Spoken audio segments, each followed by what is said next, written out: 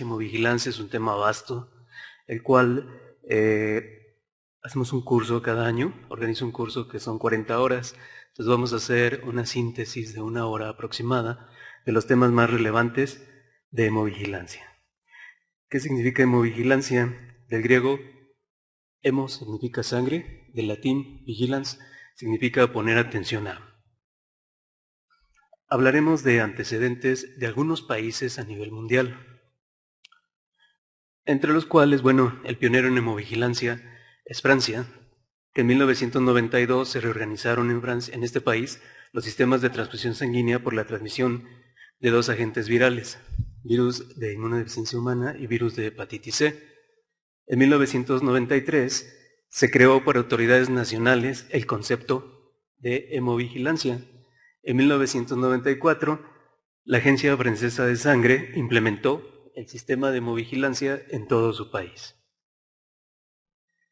Esta es una copia de un diario que me proporcionó el doctor Raúl Ambriz, en el cual ahí está una evidencia, sangricida del estado de Cusón. Para ello, en ese entonces también se llama Centro Nacional de la Transfusión de Sangre en París, hicieron de las primeras guías en medicina transfusional. Posteriormente, en 1996, Reino Unido creó de manera voluntaria el sistema de iniciativa llamado SHOT.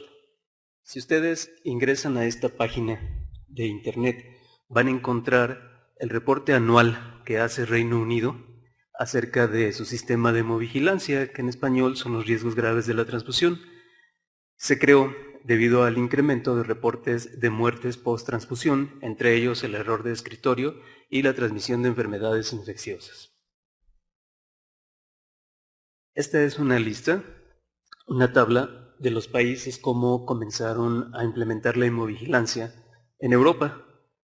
Por colores se los marqué aquí. Francia 1994, Reino Unido, posteriormente Dinamarca, aunque Dinamarca comenzó a trabajar hemovigilancia desde los 70s. Alemania, Finlandia, Irlanda, Luxemburgo en 99, Bélgica en el año 2002, Austria, Suecia, Holanda y así, hasta llegar a Italia 2007. España, según la literatura, tardó hasta 6 años en implementarlo en todo su país. Bien. Vamos a hablar acerca de algunos aspectos relevantes que han trabajado algunos países en cuanto a sus reportes. En este caso, Alemania realizó un estudio de 1997 a 2010 acerca de infecciones transmitidas por transfusión. Determinaron o reportaron 90 casos de infecciones bacterianas transmitidas, de los cuales 34 fue por concentrado eritrocitario, 5 por plasma fresco congelado, 51 por plaquetas, cuyos agentes los dividen en baja patogenicidad y en alta patogenicidad, llegando a género y especie, como tiene que hacerse la identificación microbiana. 29 casos de grupo Staphylococcus, entre ellos Capitis, Epidermidis, Saprophyticus, Propinebacterium agnes. 5 casos de alta patogenicidad. Tenemos esta lista, entre los cuales está Staphylococcus aureus, con 12 casos, Streptococcus beta hemolíticos, entre los cuales, es Piógenes, la especie Piógenes agalactiae, con 6 casos, Bacillus cereus, especies de Klebsiella, Oxytoca pneumoniae, Yersinia enterocolítica, Pseudomonas aeruginosa, un caso. Austria, dentro de la Comunidad Europea, el grupo seguían por las guías técnicas que salen recomendaciones cada 2 años. Pero Austria, algo muy interesante que me pareció, que ellos proponen dentro del sistema de hemovigilancia que ahora se haga una nueva clasificación de eventos relacionados a la transfusión a través de códigos. Manejan 1-2A, 1-2B. Entre ellos, el 1A son errores de transfusión, AB0, RH, producto inadecuado. Algo muy importante que debemos de registrar son los que llaman en inglés near miss o casi errores, que la definición es cualquier error no detectado durante el proceso, pero el cual fue reconocido antes de efectuar la transfusión. Esos también tienen que registrarse. Puede ser por AB0, determinación de los anticuerpos, colección, administración de un incorrecto, inapropiado e inadecuado hemocomponente. El 2A, productos relacionados, que son los eventos ocurridos por la transfusión de un producto sanguíneo. 2B, relacionado con la terapia, que va a categorizar todos los eventos asociados a la terapia transfusional. Australia no posee un sistema centralizado de reportes para las reacciones adversas a la transfusión. Esta evaluación se hace por cada hospital a través de sus comités de transfusiones, es decir, regionalizan y luego centralizan. La Cruz Roja Australiana ha establecido la hemovigilancia con representantes de todos los bancos de sangre y servicios de transfusión hospitalarios, entre ellos la Australasian Society of Blood Transfusion y the National Center of Epidemiology and Population Health. Y este país ha optado el sistema de hemovigilancia francés. Nueva Zelanda. El sistema de hemovigilancia fue establecido en este país de Oceanía en 1998, cuyo servicio de sangre es responsable de la colección, pruebas, procesamiento y distribución de productos sanguíneos, incluyendo el manejo del Programa Nacional de Fraccionamiento del Plasma. Japón es muy interesante, fíjense lo que hace este país. En 2003, desde el 2003, la sangre y sus productos son controlados por el Sistema de Seguridad Sanguínea, aunado a la farmacovigilancia, igual que Alemania, como bioproductos especiales. En 2004, su trazabilidad fue iniciada y en 2005, edición de las guías para transfusión de sangre. Lo interesante también de este país es que ellos hacen pruebas post-transfusión. Después veremos el concepto de hemovigilancia. En un periodo de 1 a 3 meses, vuelven a realizar a todos sus pacientes transfundidos marcadores serológicos por biología molecular. Otro estudio en el cual participaron 12 hospitales, coordinado por la Cruz Roja japonesa, de 2007 a 2010, hicieron un reporte a través de su base de datos, como se hace en Reino Unido. 241.225 hemocomponentes fueron utilizados: concentrado eritrocitario, plasma fresco congelado, concentrado plaquetario. Ahí tienen las cifras de cuáles fueron transfundidas, y en rojo, concentrado plaquetas fue quien más tuvo reacción adversa a la transfusión, hasta con un 4.16%, un total de casos de 2.138, con un global de 1.47%. En África la seguridad transfusional es ahora un asunto gubernamental en este país del sur. Entonces utiliza elementos del SHOT, ¿sí? Unos países utilizan elementos ingleses, otros utilizan elementos franceses, en este caso como servicio nacional, y divide esto en 3 regiones, y este país, bueno, es el que ha mostrado mayor progreso de este continente. Canadá, entre sus múltiples aportaciones a la hemovigilancia, ha sido el TRALI. Allí se llevó a cabo en 2004 el consenso canadiense para el TRALI, el cual actualmente el SHOT en Reino Unido lo considera para categorizar dicha reacción adversa. En altamente probable, cuando fue convincente la imagen radiológica y la serología positiva. Probable cuando fue menos convincente el antecedente y la serología positiva, o bien una buena historia y una serología menos convincente o ausente. Posible, un TRALI posible, es cuando la imagen radiológica o la serología fue compatible con TRALI, pero otras causas podrían ser no excluidas. Improbable, cuando la imagen radiológica o bien la serología no soportan el diagnóstico.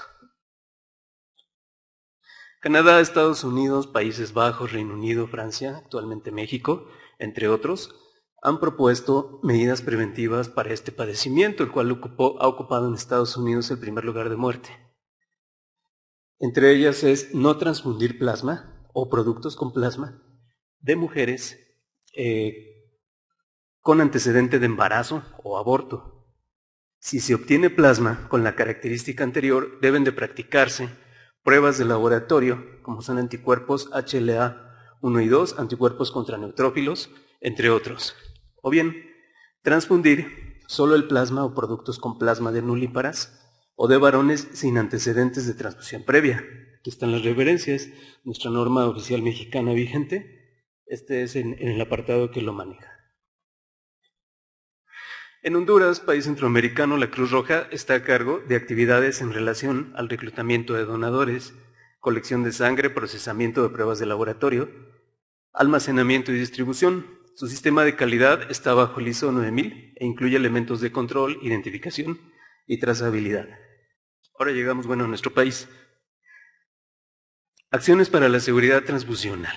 Bien, en 1962 fue fundado el Banco Central de Sangre por este gran hematólogo, el doctor Héctor Rodríguez Mollado, en el cual ha contribuido, ¿por qué? Porque se creó un formato para solicitar hemocomponentes, notificar reacciones adversas a la transfusión, educación médica continua, capacitación para personal de laboratorio, se ha hecho un panel de células, actualización continua de tecnologías, clínica de hemofilia, poliglobulia, entre otros.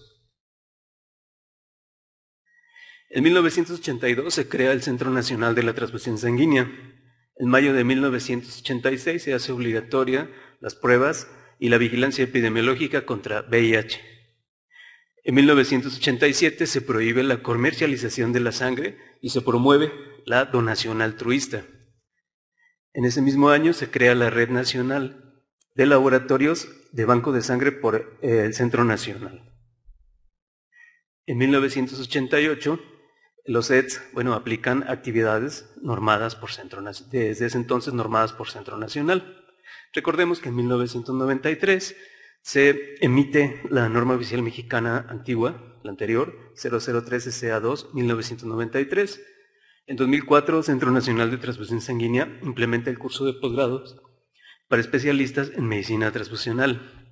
En marzo de 2003, la Asociación Mexicana de Medicina Transfusional y la Agrupación Mexicana para el Estudio de la Hematología crean las primeras guías de recomendaciones, se llamaron, para la terapia transfusional de sangre y sus componentes. Y en enero del 2007, siguiendo lineamientos de Organización Panamericana de la Salud, son creadas las guías para el uso clínico de la sangre. Ahí contribuye también ya la Secretaría de Salud. En 2011, el viernes 23 de septiembre, se emite en el Diario Oficial de la Federación el proyecto de modificación a la norma 003 SA 2-1993, en el cual comienza a tocar puntos clave e interesantes de hemovigilancia, como es en el punto 14, transfusión de unidades y reportes de reacciones adversas a la transfusión. Punto 17, aborda el Comité de Medicina Transfusional. Punto 18, información relativa a la disposición de sangre y sus componentes a la Secretaría de Salud. Posteriormente, en el Diario Oficial de la Federación, el 1 de octubre del año pasado, es la respuesta a los comentarios recibidos. Las personas que, participamos en este tipo de comentarios, los enviamos y ya nos contestaron si procedía, no procedía o parcialmente. Entre ellos, yo envié algunos y fueron publicados.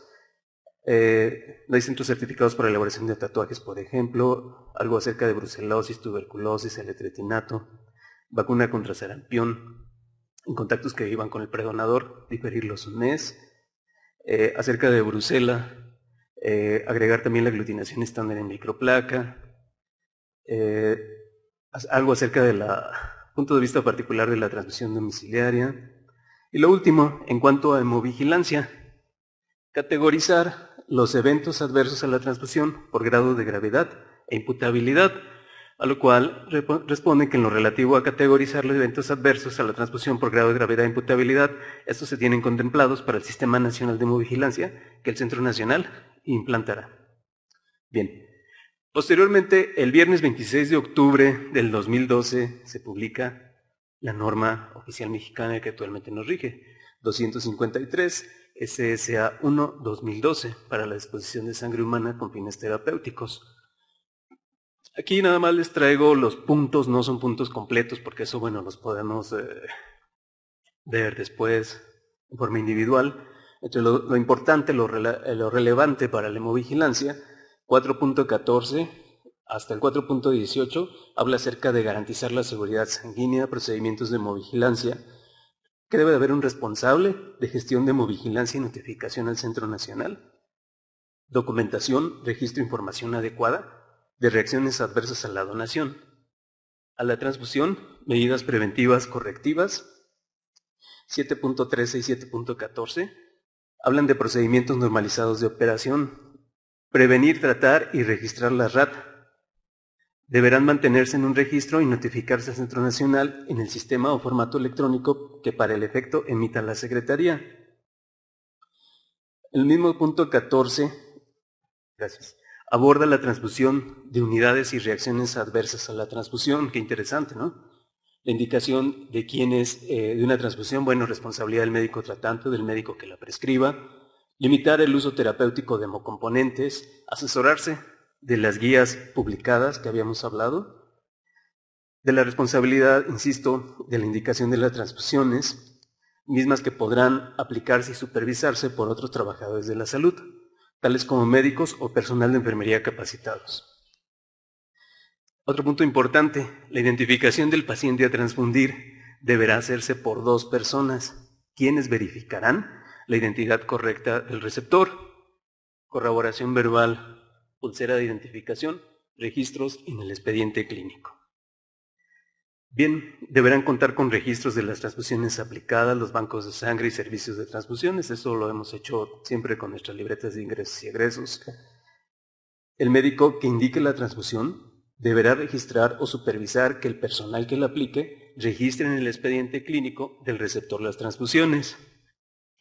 Utilización de filtros estériles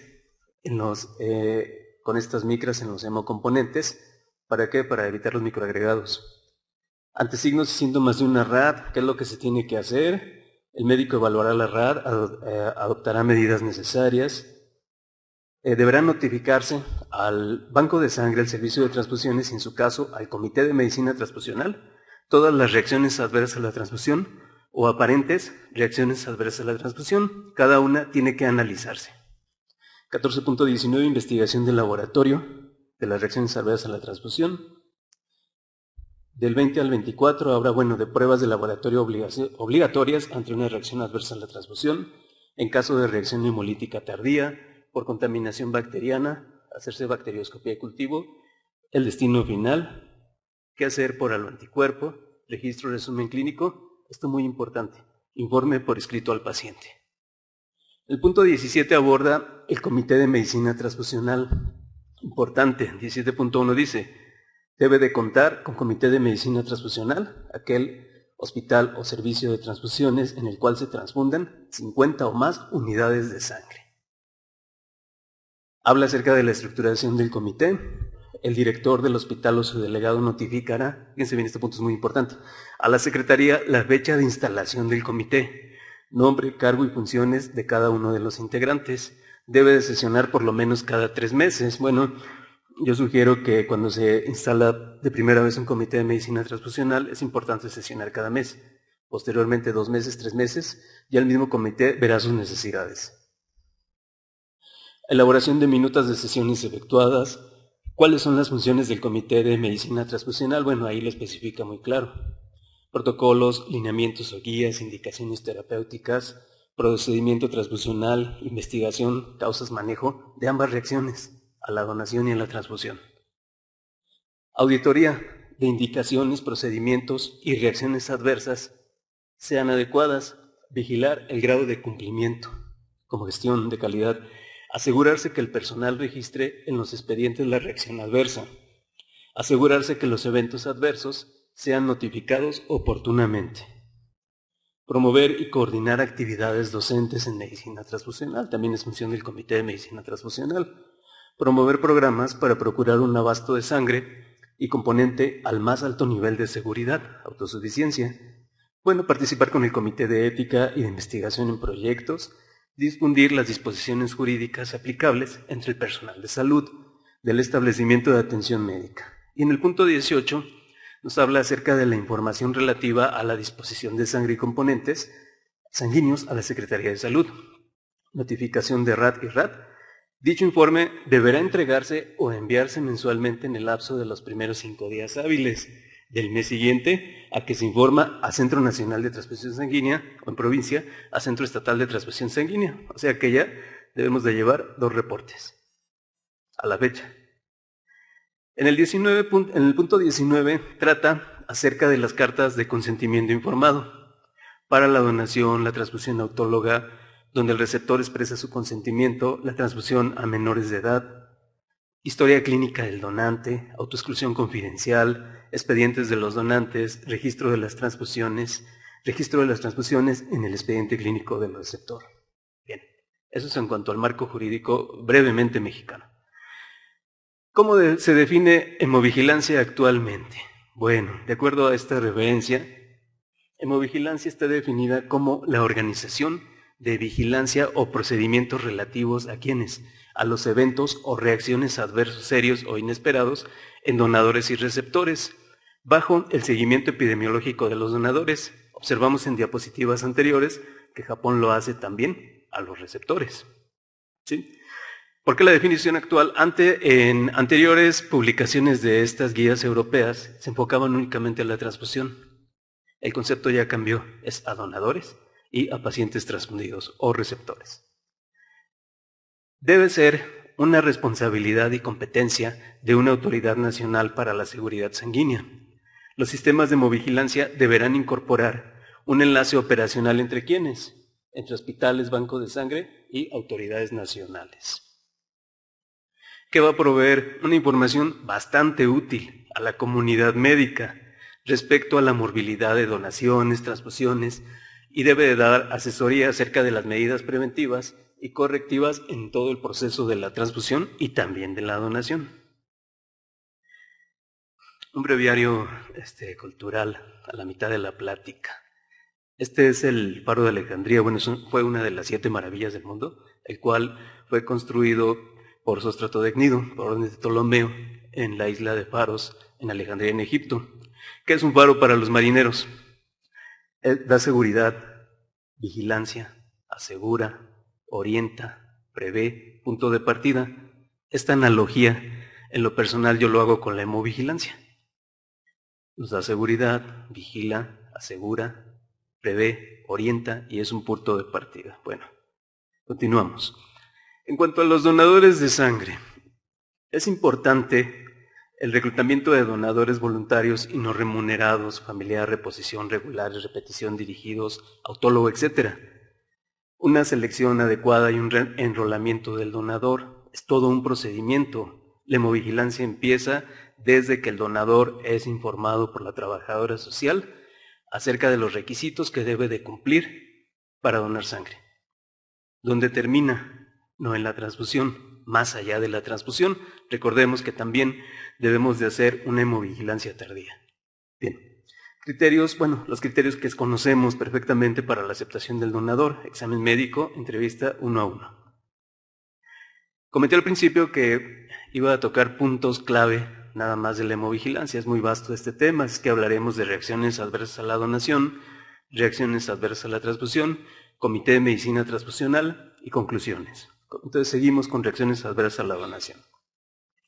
Estados Unidos reporta un estudio de 89.544 donadores de sangre total, los cuales fueron analizados por la Cruz Roja Americana de la región Ohio. Ellos analizaron las reacciones adversas a la donación, en las cuales 91.5 estuvo ausente. De grado, categorizan las reacciones en grado leve, moderado y grave. Leve 8.2%, moderado 0.1%, grave 0.2%, cuya mayor frecuencia en este país fue más en las mujeres que en los hombres. En la misma referencia, se me hace interesante cómo clasifican ellos las reacciones. Dice, para las reacciones adversas a la donación vasovagales, las leves, de grado leve, pueden tener uno o más de estos signos o síntomas: palidez, mareo, náusea leve, hipotensión, inquietud, decremento leve de la frecuencia cardíaca, desmayo, diaforesis, entumecimiento, hormigueo. A veces esto porque está muy apretada la liga, ¿sí? Entonces, bueno, vamos aflojando un poquito.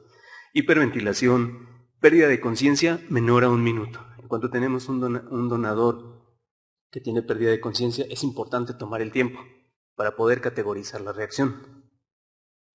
En las moderadas, incluye uno o más síntomas del grado leve y uno de los siguientes: decremento sostenido de la frecuencia cardíaca y de la presión arterial, náusea severa o vómito, pérdida del control de esfínteres, pérdida de la conciencia mayor que 1 minuto, y prolongado tiempo de recuperación, más de 30 minutos. Para un grado grave, ellos categorizaron de la siguiente manera. Dice, incluye uno o más síntomas del grado leve y o moderado, y uno de los siguientes: decremento sostenido de la tensión arterial, dolor en el pecho, cianosis, convulsiones, hasta tetania, temblores, rigidez. Bueno, creo que hemos visto eso en nuestros servicios de donación. Hay otra autora, Ann Eder, que ella también trabaja en caries y contaminación bacteriana, tiene unos artículos muy interesantes, pero bueno, en el tema en el Transfusion 2008, ella y su grupo de trabajo, un estudio que elaboraron en 2006, en coordinación con la Cruz Roja Americana, clasifican las reacciones adversas a la donación en dos categorías, menores y mayores. Bueno, esto es muy importante como país, que homogenicemos la forma en que vamos a trabajar, la forma en que vamos a reportar. Les traje unos casos clínicos. Primer caso de reacción adversa a la donación. Femenino de 30 años, apta para la donación de sangre total.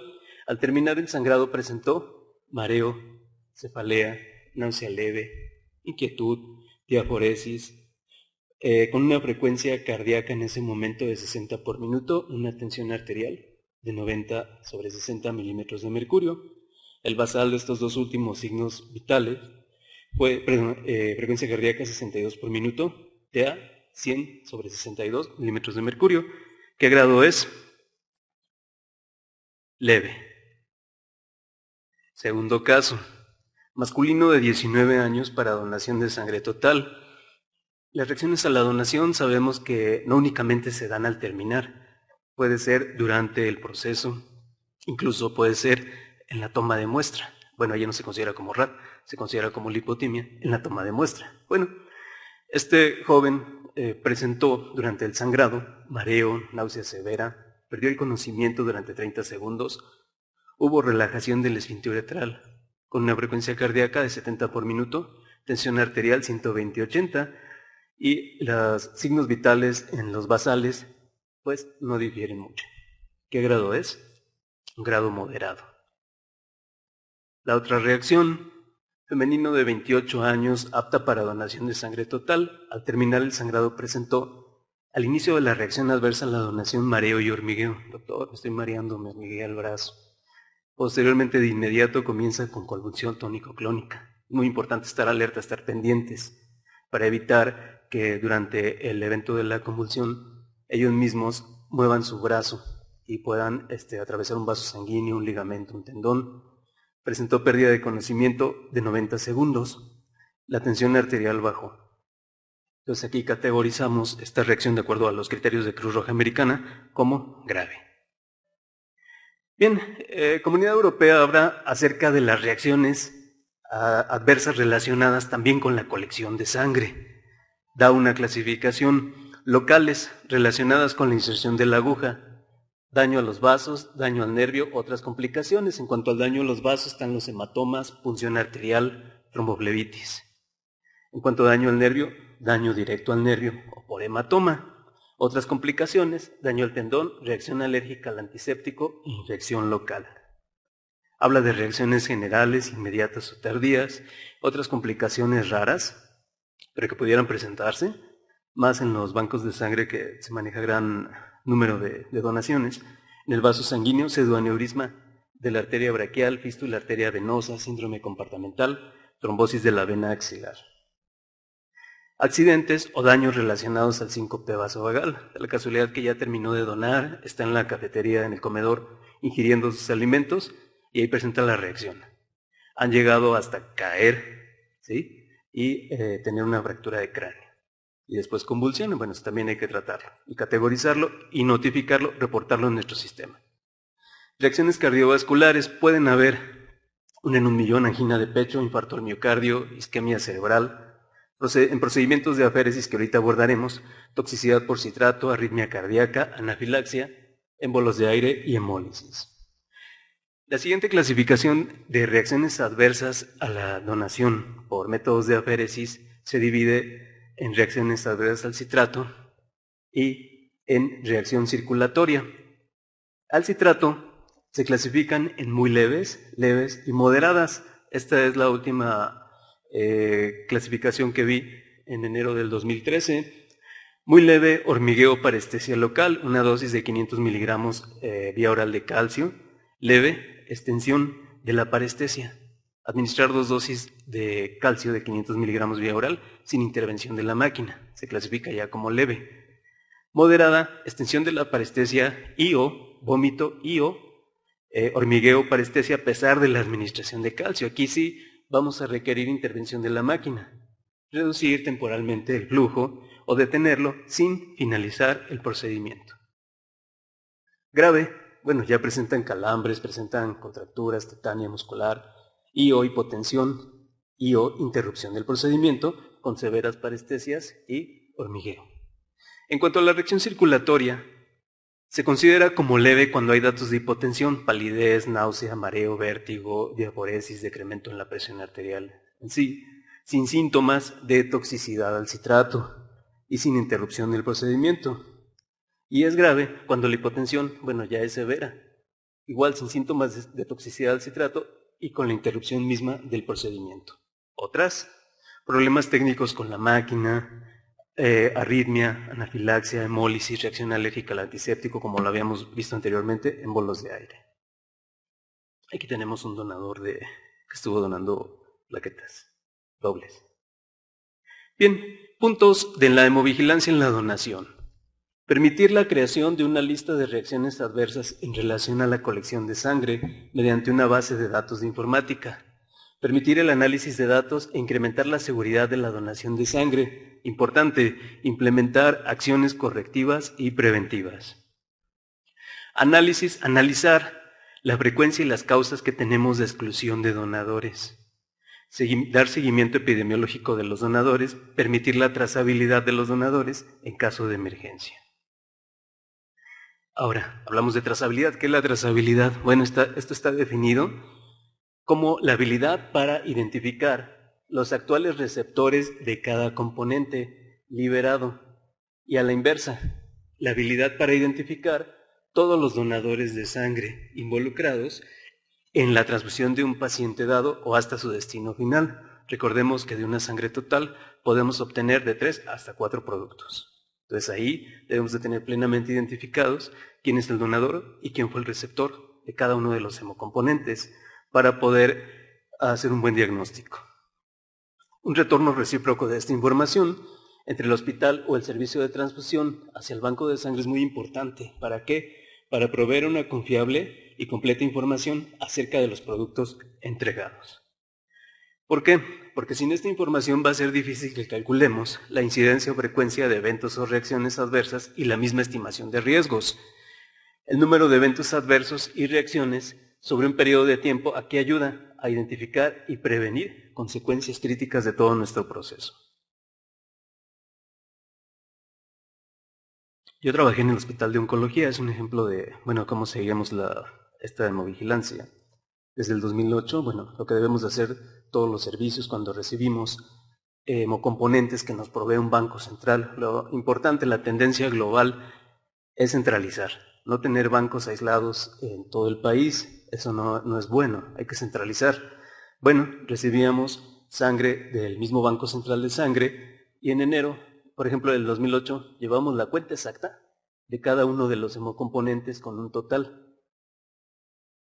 Posteriormente, junto con el químico que estaba en el servicio de transfusiones, hacíamos una estadística acerca de cada servicio, por servicio, cuánto consumía en cuanto a los hemocomponentes, cada servicio, cada uno de ellos, y veíamos qué estaba pasando.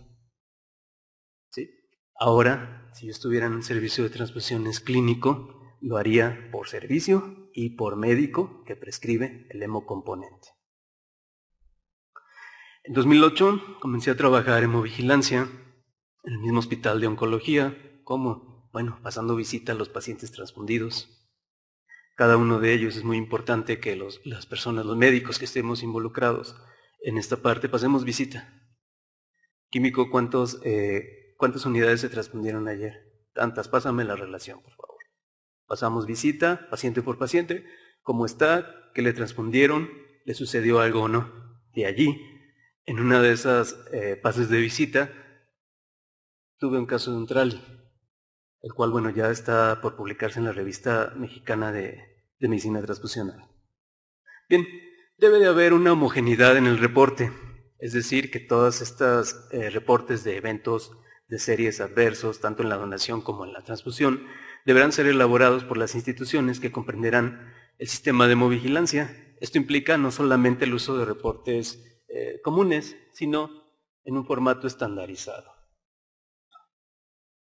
Ahora, hablemos de responsabilidades. ¿Cuál es la responsabilidad del banco de sangre? El registro de los donadores, las donaciones, los componentes sanguíneos obtenidos y de cada uno de los hospitales a cual fue entregado también cada producto sanguíneo liberado. ¿Cuál es la responsabilidad de los hospitales? Será el registro de la transfusión del componente sanguíneo y del receptor dado, control de cada componente, notificación oportuna de las reacciones adversas a la transfusión, acciones preventivas y correctivas y en los dos casos, registro de los casi errores.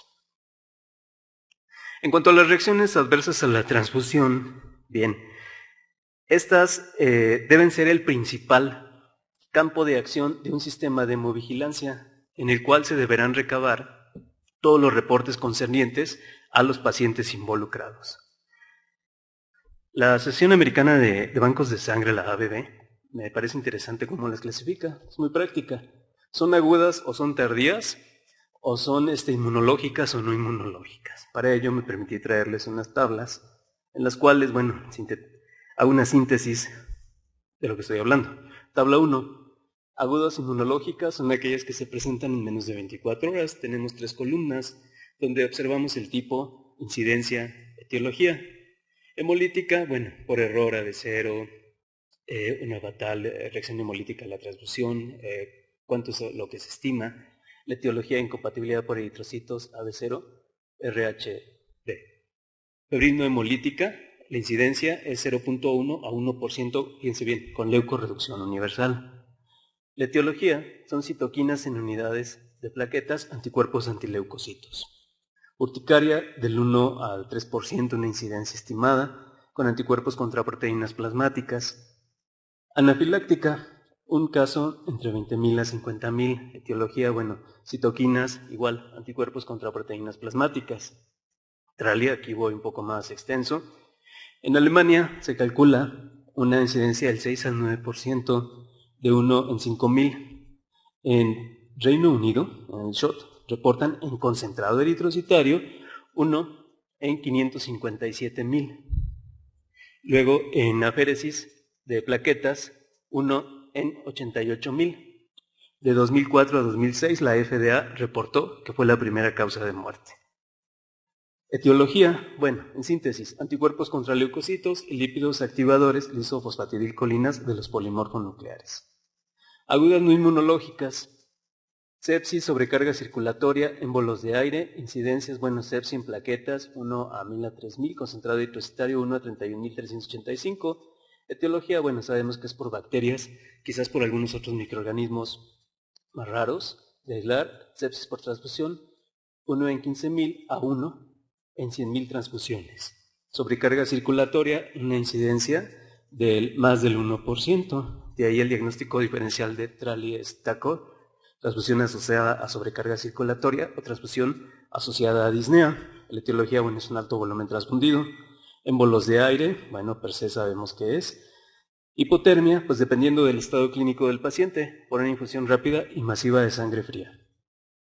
Las tardías inmunológicas son las que se presentan en más de 24 horas. Anticuerpos contra eritrocitos, 1 en 100, el 1%.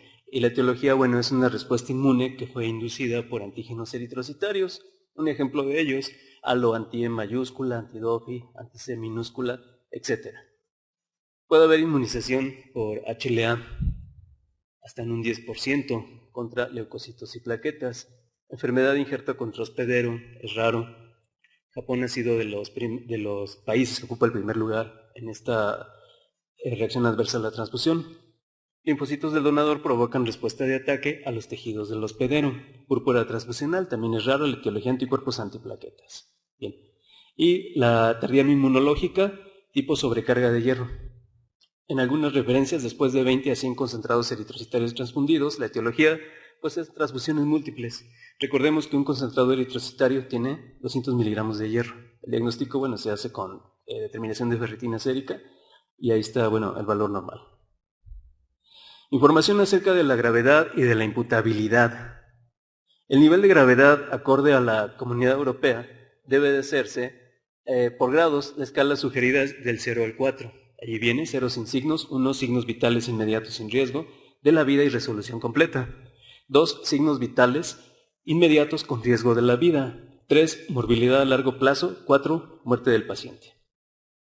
La imputabilidad, ¿qué es? Bueno, es la posible relación entre la serie de eventos observados y los componentes sanguíneos involucrados. Estos deben ser identificados. Comunidad Europea sugiere esta escala, pero bueno, sería cuestión de estandarizarla y homogenizarla a nuestras necesidades como país. 0 excluido, 0 desconocido, no evaluable, 1 posible, sugestivo probable, 3 seguro.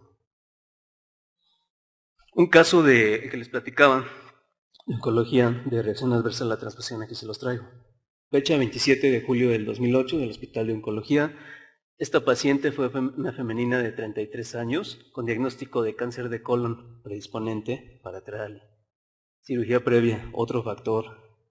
Infección, otro factor. Antecedentes de transfusión, 9 concentrados eritrocitarios. Al estar en la noche, eso fue en la noche, transfundiendo a los 50 mililitros, estuvo reportado en el expediente que a los 30 minutos presentó tos, secreción bronquial, disnea, fatiga, escalofríos y temblor. Bueno, este caso lo tomé yo a las 9 de la mañana, por eso no fue posible tomar radiografía de tórax para cumplir con uno de los criterios del consenso canadiense. Sin embargo, dije, bueno, vamos a tomarlo con una historia clínica y con serología. De inmediato se tomaron pruebas para hacer anticuerpos anti-HLA 1 y 2, con un PRA de 84%, 78%, al mes continúan positivos. Anticuerpos antileucocitos positivos, linfocito toxicidad positiva, con una gravedad grado 2, una imputabilidad grado 3. Acciones tomadas, nota al expediente clínico, informe al responsable del servicio de transfusiones y de ahí, bueno, al Comité de Medicina Transfusional. La monitorización para la utilización de la sangre, esto como preámbulo al Comité de Medicina Transfusional, ha sido requerida desde 1961 por la Comisión Mixta, la Joint Commission on the Accreditation of Healthcare Organizations, a la fecha. ¿Qué es el Comité de Medicina Transfusional? Esto está reportado desde 1985 en la revista JAMA, en la cual definen como un comité interdisciplinario encargado de regular, supervisar, comparar, revisar el proceso involucrado en la obtención, análisis, manejo y aplicación terapéutica de la sangre y sus componentes con el fin de garantizar la calidad, eficiencia y eficacia del proceso. En los hospitales donde tenemos donación de sangre también incluye. Deben integrarlo un presidente que debe estar, bueno, ellos sugieren 2 a 4 años, director del servicio de transfusión, personal experto en uno o más procesos de la transfusión, representantes de los servicios que más transfunden, como son hematólogos, cirujanos, anestesiólogos, ginecólogos, pediatras, etc. La Organización Panamericana para la Salud y asimismo Reino Unido lo trabaja desde el 2001, ahí está la referencia. Dicen que el Comité de Medicina Transfusional debe ser nacional, regional e intrahospitalario. Las funciones del nacional que sugieren son estas que están aquí. Captura de datos para facilitar hemovigilancia, sostén transfusional en hemofilia, hemoglobinopatías, investigación, planes de trabajo, elaboración de guías. Luego tenemos un regional, que hace lo que el nacional dice, asegurar implementación de guías, coordinar comités hospitalarios, promover programas de investigación, vigilar reacciones adversas a la transfusión. ¿Qué hace un hospitalario? Es el que le toca la mayor chamba, el mayor trabajo, ¿sí? Tiene que cumplir lo que dice el nacional, lo que dice el regional, más lo que le corresponde, y aparte tiene que notificar al regional, y el regional se encarga de notificar al nacional. Implementación de vías efectiva de guías, necesidades transfusionales del hospital. Muy importante que tengamos un protocolo de transfusión de urgencia en nuestro servicio de transfusiones. evaluar y aplicar medidas correctivas para efectos adversos, evitar desperdicios, establecer documentación adecuada para el acto de la transfusión, educación médica continua, no se nos olvide, promover alternativas al uso de la sangre. Bueno, ¿cuáles son las conclusiones? La hemovigilancia debe ser considerada como parte del cuidado total de la salud en México. Los que antes lo hacíamos por gusto, bueno, ahora ya es ley. Es obligatorio en Francia, Inglaterra y en algunos estados de la Unión Americana. Ha sido voluntario en Dinamarca, Países Bajos, o bien, lo hablábamos al principio, está unado a la farmacovigilancia, como Alemania y Japón. Es vital la implementación conjunta de hemovigilancia a nivel nacional e interinstitucionales con los comités de transfusiones de cada hospital, con la debida estandarización de criterios para el reporte de los eventos adversos en la donación y en la transfusión, así como la implementación de medidas preventivas y correctivas. Bien, esto último lo tomé de este artículo, en el cual dice, en un artículo francés, la hemovigilancia en Francia durante 20 años ha evolucionado consistentemente. Ella ha permitido la seguridad transfusional de una parte de la medicina moderna a través de los establecimientos de sanidad y gracias a la actividad de cada uno de sus eslabones indispensables para su funcionamiento. Pregunto, esto yo me lo pregunto, se lo pregunto a ustedes. ¿Estamos preparados para implementar un sistema nacional de hemovigilancia en México? Yo digo que sí. Muy bien. Muchas gracias.